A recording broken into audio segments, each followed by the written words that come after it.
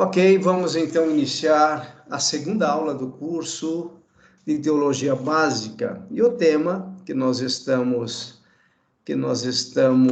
ministrando é Bíblia, a palavra revelada, ou bibliologia, né? Como alguns costumam dizer, né? Muito bem, vamos para a aula 2. Na aula 1, na semana passada, nós falamos sobre o cânon do Antigo Testamento, qual é o cânon, como que ele se formou, e as evidências, né, da constituição do cânon do Antigo Testamento. E nesta segunda aula, então, estaremos ministrando sobre o cânon do Novo Testamento. Então, esta é a primeira parte, depois, então, faremos a segunda parte desta aula. Vamos rever alguns conceitos importantes que nós trabalhamos na aula 1. O conceito de cânon, canonicidade e canonização. É importante que nós tenhamos esses conceitos bem firmados para nós entendermos e completarmos o estudo do cânon, tanto do Antigo como do Novo Testamento. Então vejam aí que cânon, como foi definido, é um conjunto de livros inspirados que compõem o Antigo e o Novo Testamento. Então, o conjunto daqueles 66 livros, né? No conjunto, 66, considerando de Gênesis a Apocalipse, então, Antigo e Novo Testamento, o conjunto desses livros, que são inspirados por Deus, que têm a inspiração de Deus, formam, então, o cânon. Um outro conceito que nós vimos é o conceito de canonicidade. Canonicidade é a qualidade exclusiva dos livros bíblicos que os credencia como padrões de fé e prática, conduta. A canonicidade decorre da inspiração divina. Então, falou de cânon, é o conjunto de livros. Falou de canonicidade, nós estamos falando de inspiração divina. Somente tem canonicidade aqueles livros inspirados por Deus. Então, é a qualidade exclusiva dos livros inspirados. Isso é canonicidade. E falamos também, então, da palavra canonização. Canonização é o processo, né? É o processo mediante o qual o povo de Deus reconheceu a canonicidade dos livros bíblicos. Então, canonização, ela só ocorreu a partir do momento que o povo de Deus reconheceu a inspiração, a canonicidade, a inspiração dos livros bíblicos, a partir do momento, então, que a igreja reconhece, não é a igreja que determina, quem determina é Deus, nós vamos ver isso, mas a igreja apenas reconheceu a inspiração, reconheceu, então, portanto, a canonicidade. Então, canonização é o reconhecimento da inspiração divina. A igreja reconheceu e, então, houve a canonização desses livros e formou, então, o cânon. Bom, a partir de agora é a aula propriamente dita que nós estaremos ministrando, formação do cânon do Novo Testamento. Então, veja o que diz Norman Geisler. A canonicidade é determinada ou estabelecida pela autoridade de Deus. O homem simplesmente a descobre. É fundamental, então, nós entendermos esse pensamento, essa expressão de norma. Veja, ele está dizendo o seguinte: a canonicidade, que se refere à inspiração divina, é determinada pelo próprio Deus. Então, a canonicidade, a inspiração de um livro, é determinada ou estabelecida pela autoridade de Deus. Eu diria o seguinte, que a canonicidade é determinada e estabelecida pela autoridade de Deus ou autoridade divina. O homem, como nós já vimos e nós vamos ver ainda hoje, nesta segunda aula, O homem ou a igreja simplesmente descobre a canonicidade, descobre essa inspiração. A inspiração divina num livro, ela se torna evidente a partir do momento que o Espírito Santo vai testificando no nosso coração que aquele texto, que aquela forma de escrita é inspiração divina.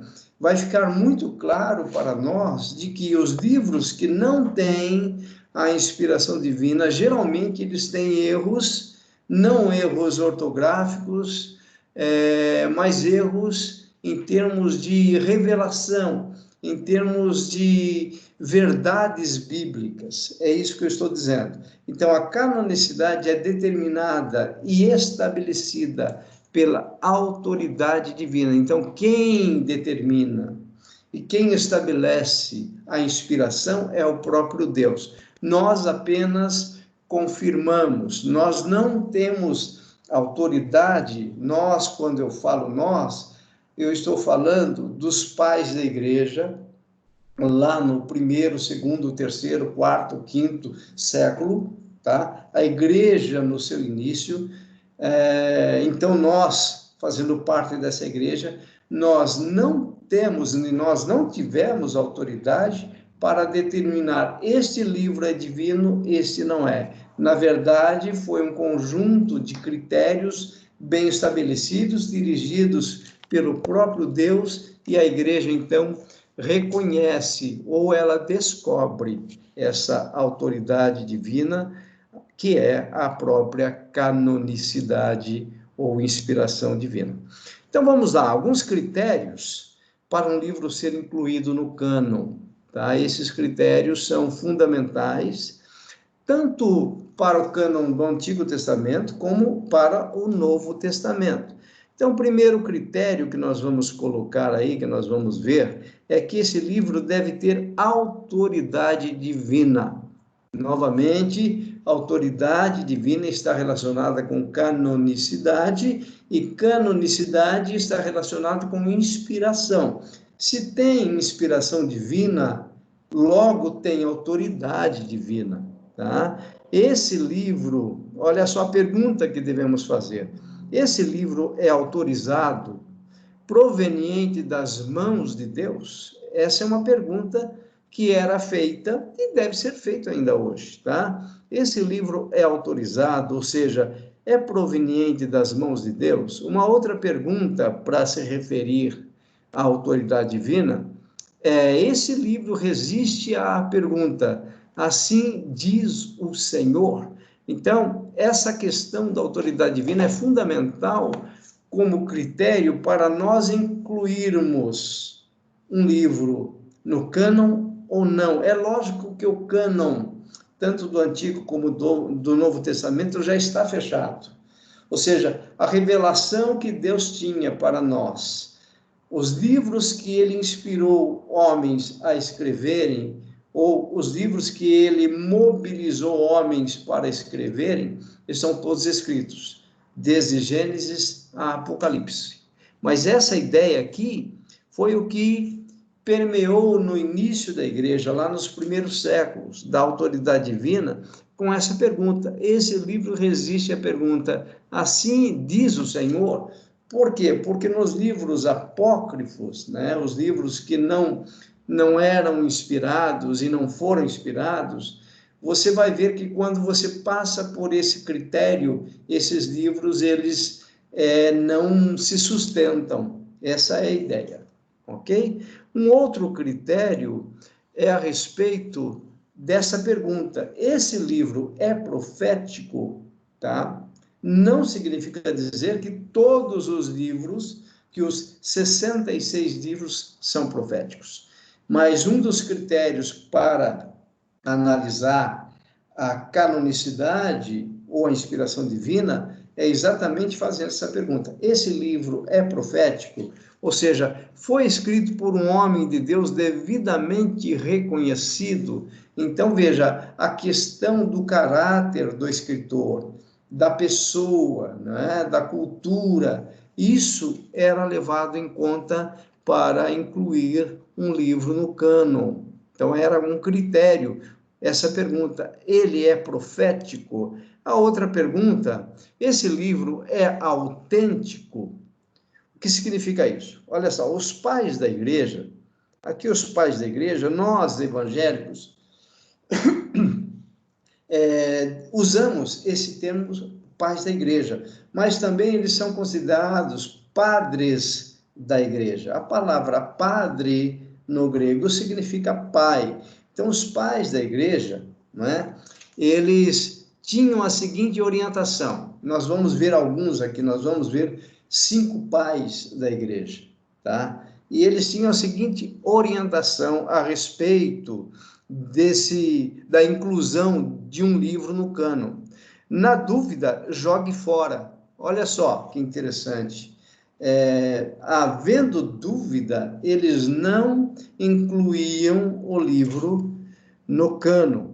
Isso aumentava a validade do seu discernimento dos livros canônicos. Então, essa pergunta sobre a autenticidade do livro, tá? Nós vamos ver ali nos primeiros séculos, esses pais da igreja são aqueles que deram continuidade aos ensinos dos apóstolos, porque nós temos ali em Atos capítulo 2, a igreja de Jerusalém sendo formada, sendo instituída no dia de Pentecostes. Então o Espírito Santo veio sobre aqueles 12 e inicia-se então a era da igreja, ok? E em Atos 2, de 42 a 47, o que nós temos?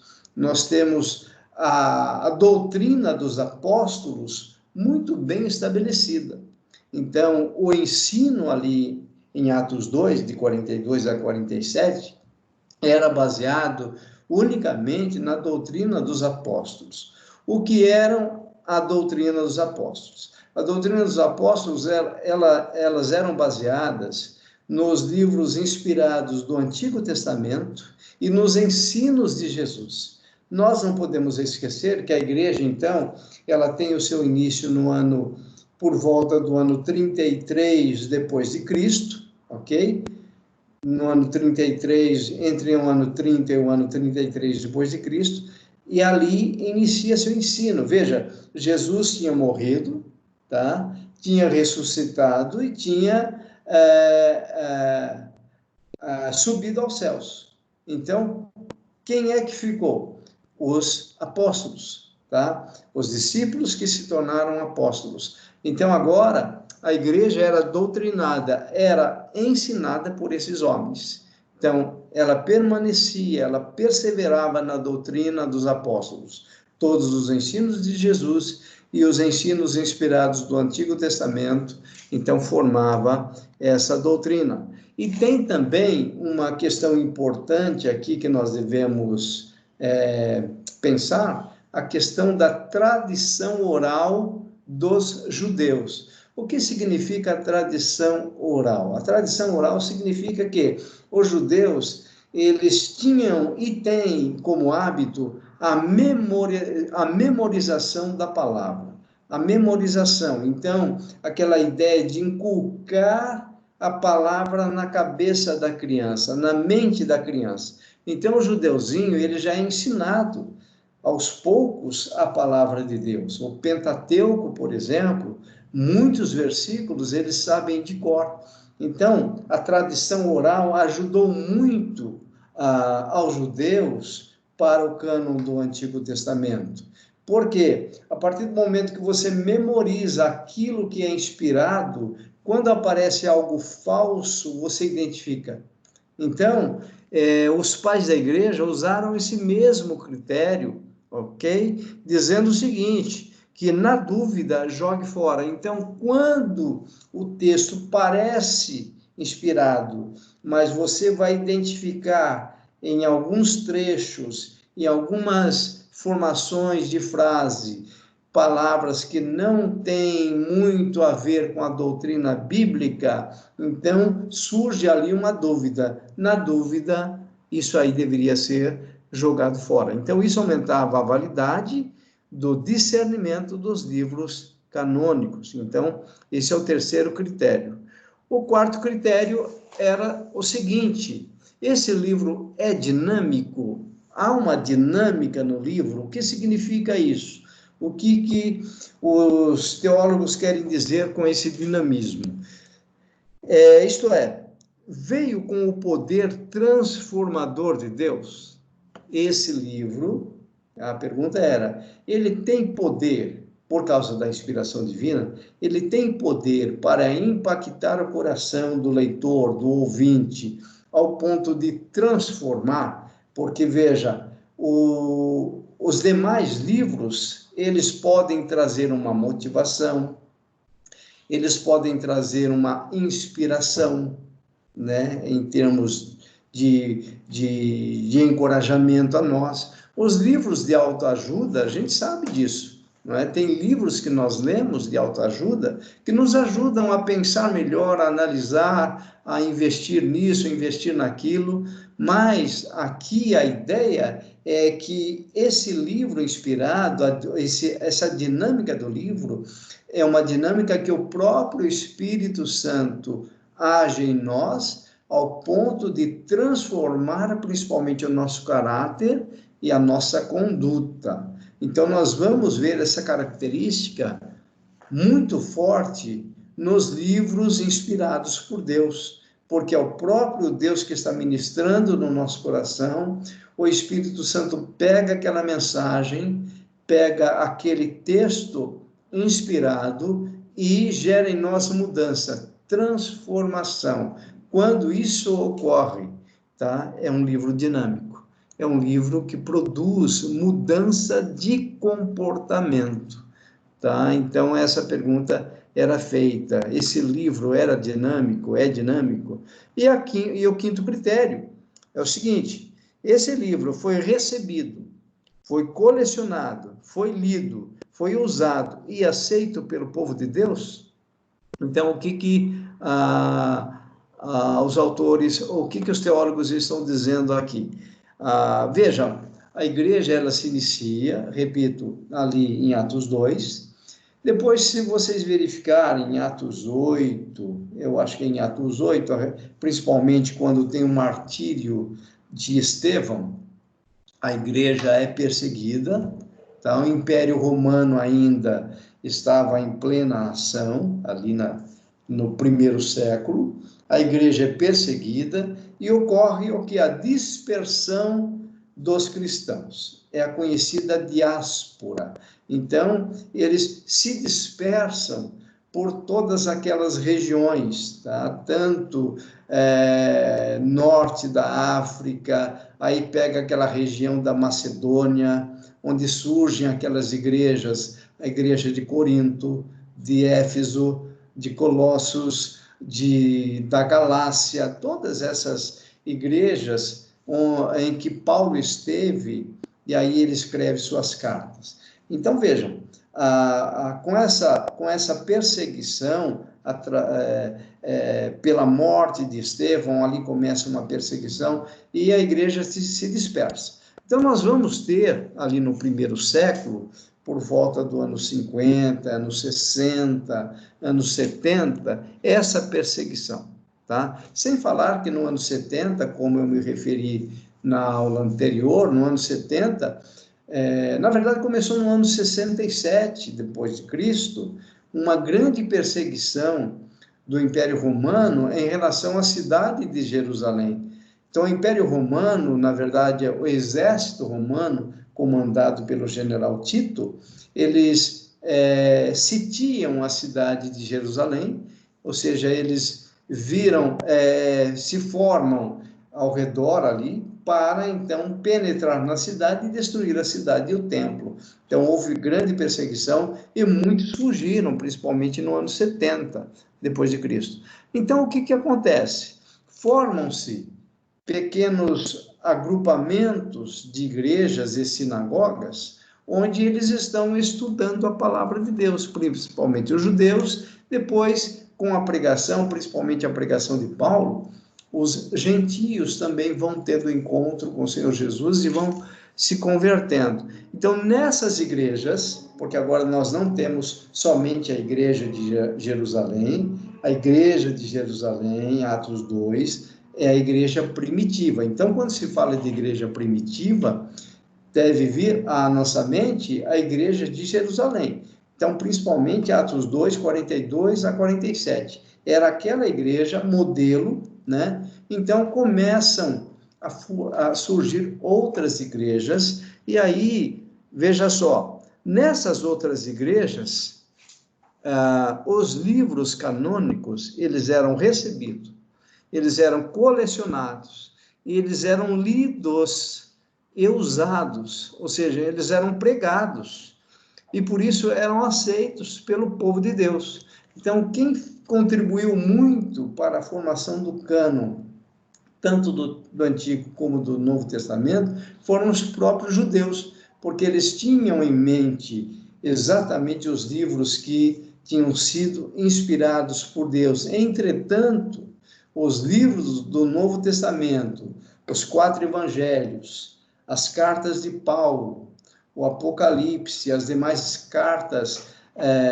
de Pedro, de Tiago, ainda estavam em processo de escrita. Então, nós vamos ver que o fechamento do cânon do Novo Testamento, ele vai ocorrer lá entre o 3º e o 4º século. Mas tudo isso, né, essa questão das igrejas estarem recebendo, estarem colecionando, estarem lendo, estarem pregando e aceitando aqueles livros, também esse critério foi utilizado para incluir esse livro no cânon. E aí você vê o exemplo de Pedro, na sua 2ª carta, capítulo 3, 16, onde Pedro vai falar ali a respeito dos ensinos de Paulo. Ele vai dizer que Paulo tinha ensinos que eram difíceis de compreensão e que muitos distorciam o ensino de Paulo. E ele está falando ali das Escrituras. Então, Pedro considera os escritos de Paulo como escritos inspirados. E Pedro, como judeu, ele conhecia também os escritos do Antigo Testamento. Ok? Caminhando então um pouquinho mais, nós temos o cânon do Novo Testamento formado aqui, praticamente, tá? Então, vamos lá. Obedecendo critérios, forma-se o cânon. Então, nós temos os 4 evangelhos. Desses 4, 3 são evangelhos sinóticos, que nós vamos explicar o que vem a ser isso.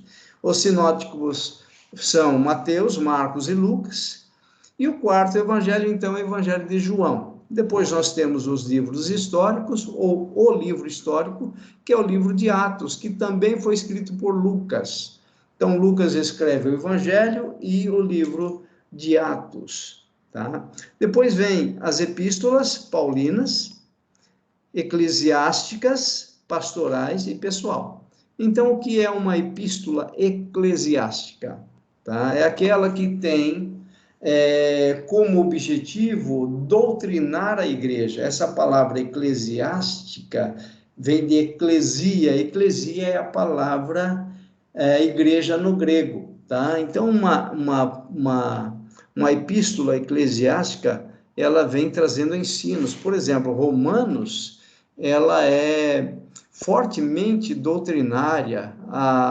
As cartas de Paulo aos Coríntios, aos Gálatas, aos Efésios, Filipenses, Colossenses, 1ª e 2ª Tessalonicenses, são cartas eclesiásticas, quando Paulo escreveu para a igreja, tá? Vale destacar aqui também a questão da diferença de carta e epístola. Uma epístola, ela é geral para toda a igreja. Uma carta, geralmente, é individual. Então, quando a gente vê uma carta pastoral de Paulo a Timóteo, então é uma carta, não é uma epístola. Quando Paulo escreve aos Romanos, ele está escrevendo para a igreja. Então, geralmente, é a epístola de Paulo aos Romanos. Epístola de Paulo aos Coríntios, aos Gálatas, ele está falando da igreja. Então, é mais ampla, é mais geral. A carta é mais individual. Uma carta pastoral de Paulo a Tito, né? Nessas cartas pastorais aqui de Paulo a Timóteo e a Tito, nós vamos observar a questão das qualificações de bispos, presbíteros, as qualificações pastorais, que vocês vão estudar mais para frente. E tem uma carta pessoal aqui, ó, que era direcionada a Filemon, que foi incluída, então, no cânon do Novo Testamento. E nós temos também as cartas gerais, tá? Hebreus nós não conhecemos o autor, há muita especulação, alguns dizem até que é Paulo, outros dizem que foi Priscila quem escreveu a carta aos Hebreus, e por ela ser mulher, ela não se identificou, mas isso é tudo especulação, nós não sabemos.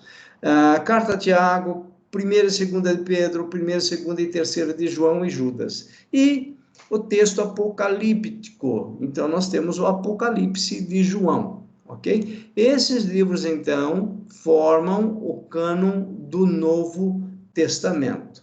Agora, vejam, então, a questão dos evangelhos sinóticos, que eu disse a vocês que estaria falando sobre isso, tá? Sinótico é uma palavra grega, sinopsis, olha aí, sinopsis, então juntando vai dar sinopsis, que é a palavra sinótico.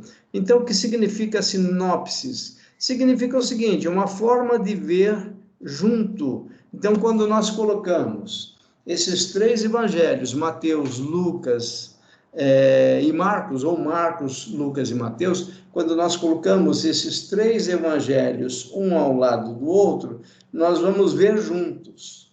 Então, esses 3 evangelhos são chamados sinóticos, porque eles têm coisas em comum. Por exemplo, veja aí, em roxo, você tem aqui no livro de Marcos, 76% do livro de Marcos contém conteúdos que estão no Evangelho de Lucas e conteúdos que estão no Evangelho de Mateus. Então, veja, em roxo, 76%, em Lucas, 41% de Lucas está dentro de Marcos. É essa a ideia, tá? E 45% de Mateus está dentro do livro de Marcos. Então, é a tradição tripla. Essa é a ideia dos sinóticos. Então, quando eu coloco lado a lado, eu vou ver os textos muito parecidos e até se completando. Então, Lucas, por ser um médico, ele tinha um relato mais apurado, mais científico sobre os acontecimentos.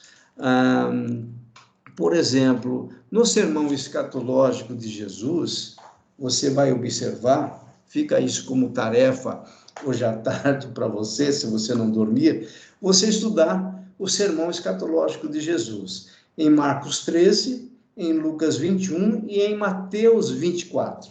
Aliás, o período é bem propício, né, para se estudar o sermão escatológico de Jesus. Então, se você pegar ali em Marcos e em Mateus, eles vão falar sobre a abominação que viria sobre Jerusalém. E eles vão dizer o seguinte, quem lê, entenda. Ou seja, para entender essa abominação, quem seria o abominador que viria sobre Jerusalém, na verdade, Jesus está falando ali naquele trecho a respeito do cerco de Jerusalém e da destruição da cidade, tá? Mas, se não existisse, por exemplo, o relato de Lucas, o Evangelho de Lucas, nós não tínhamos clareza com relação a esse assolador. Por quê? Lucas, ele vai dizer, quando virdes Jerusalém sendo sitiada, fugi para outras regiões. Então, Lucas, ele interpreta Marcos, ele interpreta Mateus, e nessa interpretação ele traz uma revelação a nós. Ele vai, então, deixar claro que a abominação que viria, o abominador, a abominação que viria, seria o próprio exército romano, comandado pelo general Tito, e que Jerusalém seria destruída. Então, a orientação de Jesus é o seguinte, quando virdes Jerusalém sendo sitiada por esse exército, fujam para os montes, não fiquem em Jerusalém. Então, quando nós lemos os 3 evangelhos sinóticos, quando nós colocamos um ao lado do outro, quando nós vemos tudo junto, isso nos traz muito mais entendimento. Então, nós encontramos isso na Bíblia, o que é muito interessante. Veja só, aqui, na verdade, o que é exclusivo de Marcos é apenas 3%, tá? Então, é muito pouco que é exclusivo de Marcos. 18% de Marcos estão em Mateus, né?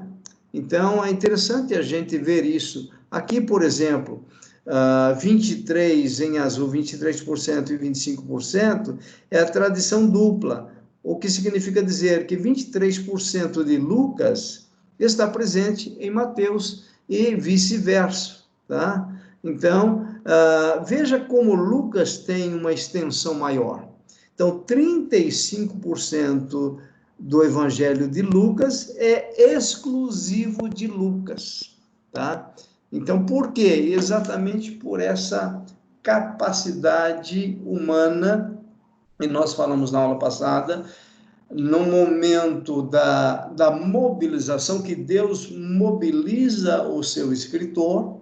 O texto é inspirado, mas Deus mobiliza o seu escritor, e nessa mobilização Deus respeita a inteligência, a cultura, a forma de escrever. E Lucas, exatamente por ser uma pessoa culta, você vai ver que 35% do seu texto, do seu evangelho, é exclusivo dele, você não encontra nos demais evangelhos. E por que João não está aqui? Porque João, ele tem um evangelho único. Na verdade, enquanto esses 3 revelam mais a obra de Jesus, o Jesus humano, o ministério de Jesus na terra, tá? Então você vai ver isso nesses 3 evangelhos, a obra humana de Jesus, a missão de Jesus, a sua morte, a sua ressurreição, apesar de que João relata isso também no final do seu livro, mas João revela um Jesus divino. Ele começa dizendo, lá no seu evangelho, que no princípio era o verbo, e o verbo estava com Deus, e o verbo era Deus. Então, João já revela Jesus divino, enquanto os demais evangelhos revelam o Jesus humano, a sua obra humana, a sua obra de expiação e de salvação do homem. Assim, nós encerramos esta primeira parte da aula e voltaremos daqui 5 minutos para a parte 2, então, e daremos continuidade à aula 2 deste curso.